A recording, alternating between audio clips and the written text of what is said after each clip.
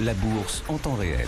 Et donc Grégory Volokin avec nous en duplex depuis New York, président de Mescart Financial Services. Grégory, on décrit avec vous chaque jour la situation de marché, les mécaniques de ce marché américain. Est-ce qu'il faut quand même prendre un petit temps et faire un petit pas de côté pour marquer l'idée que le S&P 500 est revenu à l'équilibre depuis le 1er janvier, Grégory?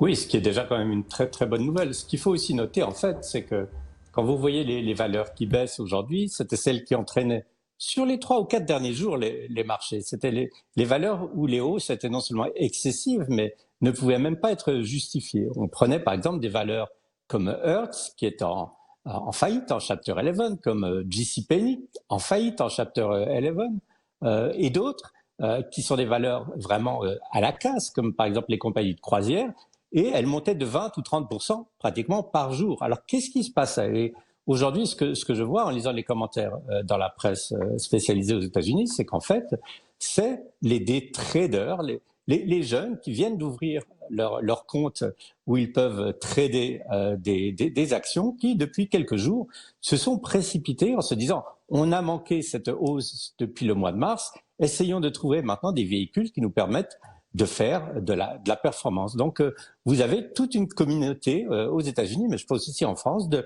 day traders qui ont alimenté, je dirais, ce retour sur le devant de la scène de compagnies où les fondamentaux ne le justifient pas. Par exemple, là, je ne parle pas des banques, évidemment.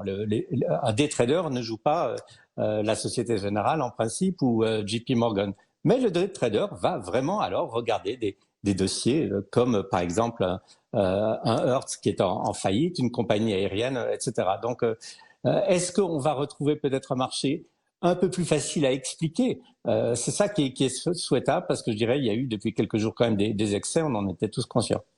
Oui, effectivement, c'est des exubérances qu'on notait avec un intervenant précédent juste avant vous, Grégory, Jean-Jacques Oana. Donc il y a Hertz, on avait parlé avec vous aussi de Luckin Coffee, société chinoise qui a des problèmes quand même comptables. Voilà, il y a d'autres exemples. Ce sont les traders Robinhood, c'est ça, c'est l'application, la plateforme de trading Robinhood. Et alors Jean-Jacques nous disait, je l'ai pas vu sur les médias américains, mais visiblement les grands médias financiers américains invitent ces day traders aujourd'hui qui viennent alors avec toute leur morgue faire la nique au Warren Buffett et aux autres grands investisseurs de Wall Street.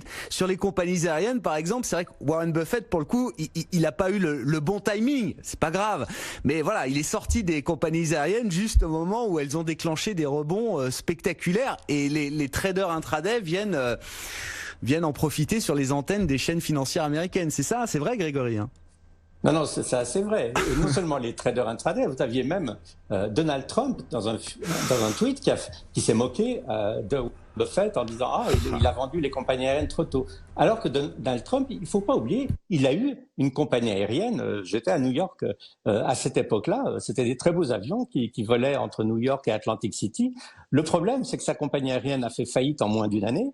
Et qu'en fait, il a perdu toute l'equity qu'il avait mis dans la compagnie aérienne. Tous les investisseurs avaient perdu tout l'argent qu'ils avaient mis dans la compagnie aérienne de Donald Trump. Donc, pour lui, c'est un peu facile de faire la leçon aujourd'hui. Mais pour Robinhood, oui, absolument. Et même, alors, quand ils parlent, ils ont des termes très, très amusants, puisque, par exemple, ce marché, j'ai traduit un peu ce qu'ils disent. Ils disent c'est le retour des morts vivants. C'est le zombie rally, donc les compagnies qui étaient laissées pour mortes qui ont rebondi.